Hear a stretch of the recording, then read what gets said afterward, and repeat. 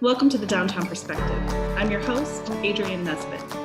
Join us every week as we explore topics surrounding and involving the downtown Goshen community.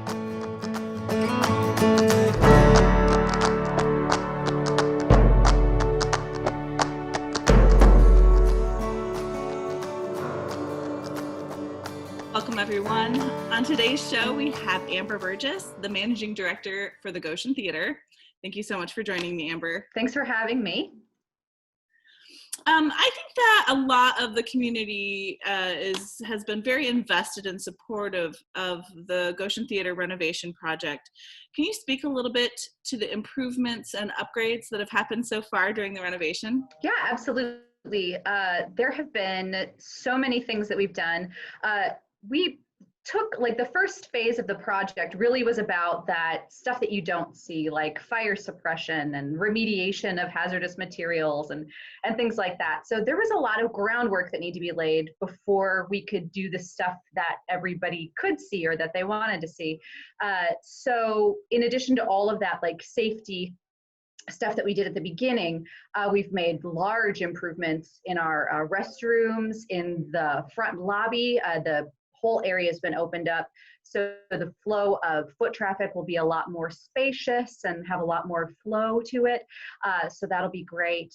It's still the Goshen Theater that you know and love, but we've given it a little love in return. Has the pandemic impacted that progress at all?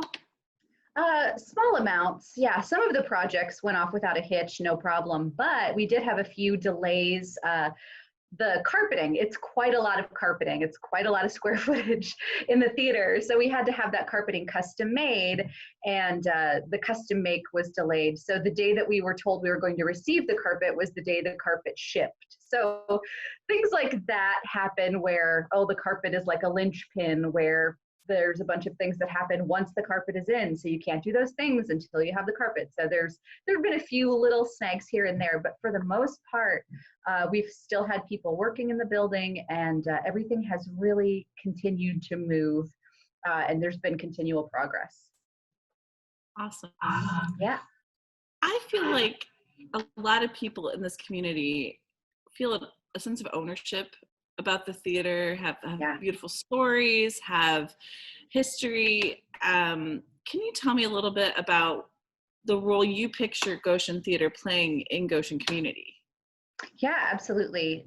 In my ideal version of the future, the Goshen Theater would be an arts hub for the community, like a piece of the education system of, like, children's lives on a regular basis, a place that's not just providing some programming, but also supporting and facilitating the programming of other organizations. So in my ideal world, this would be a place where there could be classes up in the ballroom or on the second floor in our classroom spaces, while there's people enjoying music in the front lobby in our flexible new space in the lobby, where we can have like singers or like anybody, like doing a play reading or whatever in that front lobby, while people are in the auditorium enjoying the space, and maybe someone's upstairs enjoying the reception area upstairs in the ballroom. Like, I really want this to be a space that's open to everybody, and a place where everybody in the community can create those memories that a few people have now. Like, it was such a part of Goshen history.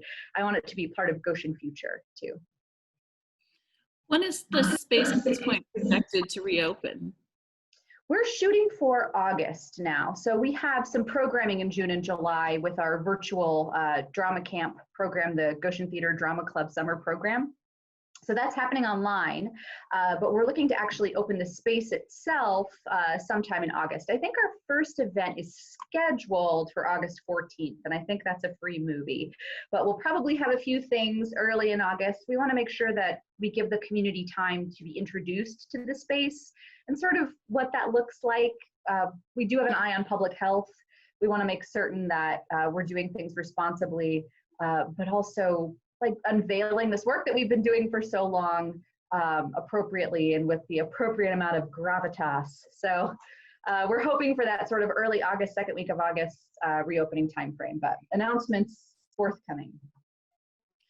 Now, you mentioned a little bit about the summer theater camp. I know that that was something you had been planning for and looking forward to as a part of the community outreach of the theater, was providing this camp for youth. Can you tell me how you've adjusted and what the new plan is for that program? Yeah, obviously it was going to be a program that was in person here at the theater. The first public event was going to be a public performance by our students. So that was very exciting for us. But when the pandemic hit, we just really don't have the space or resources available to ensure that our staff and our campers would have been safe with social distancing and masks. And it would have been very difficult for us to make certain that everything was 100% safe and healthy for our students and staff. So we went virtual. Some of the improvements, or some of the things that we've done, are kind of improvements on what we had planned to do, which is sort of exciting. The virtual program, all of our students are going to receive the art supplies that they would have gotten here, that would have stayed here. They're going to get those in a packet.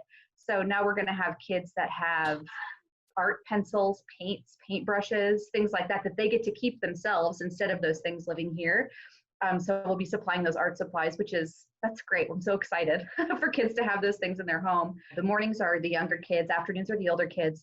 And the virtual class that we do is facilitated by an instructor with breakout groups, everyday singing classes, everyday dancing classes, and then a lesson in the afternoon or a lesson as the last part of the day for them about theater history, writing. We have a unit on Greek tragedy, then technical theater like makeup design, costume design, set design, and then the opportunity to do a tactile project based on that lesson. And private instruction also, so if the camp were in person, the students wouldn't necessarily have a private voice lesson or private dance lesson, but because we're virtual, we have the opportunity for all of our students to have, in the last week, 3 different either voice, dance, or acting lessons from our professional instructors. Can I ask what part of the Goshen Theater's future you're most excited about personally? Probably the ability for the Goshen Theater now to have live theater at the Goshen Theater. I'm a big theater buff, theater person. I came to my love of arts administrations through being a performer and a musician. And I really look forward to the day where we can have a live musical on stage at the Goshen Theater. That's the dizzy daydream right now. That's what I'm waiting for. Now, you mentioned free movie potentially happening starting in August. So that is a program that the theater is going to continue with? Yes, absolutely. We're trying to be creative right now with how we're going to work with social distancing and masks. But I have been able to talk to our rights holders and make it so that we can do multiple showings, so we can still serve the same number of patrons, but over a longer period of time. So people will still be able to social distance, but we'll do multiple showings of a movie. We're thinking about changing those movie times to like, if we normally would have them on a Friday at 7 o'clock, we're thinking about doing maybe Friday at 6 and 9, and then maybe one on Saturday at 2 in the afternoon. And, we're trying to still have the service be available, serve the same number of patrons, but still do it safely. So yeah, we're going to continue with free movies through the end of the year with some modifications and, maybe a few more options for folks. What's the best way for the community to support the Goshen Theater right now? Well, there's always volunteering. If you're interested in volunteering for the Goshen Theater, there's a form on goshentheater.com. You can do that. There's making a donation. We're still collecting for our endowment in the capital campaign. So if you wanted to do that, that's amazing. Or you can donate to programming too. We don't mind. And then the third way would be, once we open up, come on down and attend an event here. We're nothing without an audience. So those are my top 3 ways to get involved. I know you asked for one, but. No, those all are great. What's the best way for people to stay in the loop and keep in tune with what's happening at the Goshen Theater? For our events, we make sure that all of those are posted on our Facebook page. So that's a good way you can follow us on Facebook. We also have a newsletter. So if you wanted to receive our newsletter in electronic format, or in a pinch, we'll mail it to you. But you can sign up for that also on our website, goshentheater.com. So one last piece of the puzzle I wanted to ask you about, Amber. Yes. Um, I've had the opportunity to see a lot of the nooks and crannies of the Goshen Theater, which is Yeah. obviously has such an amazing history. And I know you've done a lot of work to save some of those historical pieces. Can you tell us specifically about the posters from the basement under the stage, what that project is, where those are going to be available to see? Yeah, absolutely. So, for those of you who might not know, down underneath the stage at the Goshen Theater, there was a brick wall that's been retained since the theater was rebuilt in 1907. And through the years, people had pasted up different posters and playbills that was on like sort of a cardstock paper that was permanently glued to the wall. And they'd sustained some damage through the years, a little bit of like flaking and tearing, but they were still intact. So it was a high priority for me to work, and we didn't have any plans initially to take those down. We were just going to like put it on the back burner, make sure that we were going to do it right. But then a couple of volunteers stepped forward and were able to, they had experience with removing these kinds of paper goods, like breaking down those adhesives without damaging the posters themselves. So they were able to go in and just painstakingly remove those posters from the wall. And they're actually being mounted, like lightly mounted to what would be like a cardboard. It's not really like a cardboard, but it's like that, like a stock of some kind, so that they can be mounted and framed.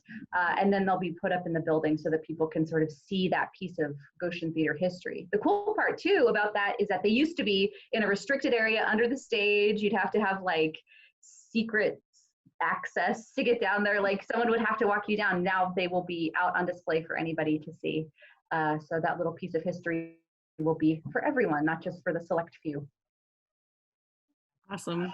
Well, I know I'm so excited to get back in that theater and see all the changes and see what starts to happen on that stage. And I know the rest of the community is too. So thank you for so much for just giving us a little glimpse at what's happening.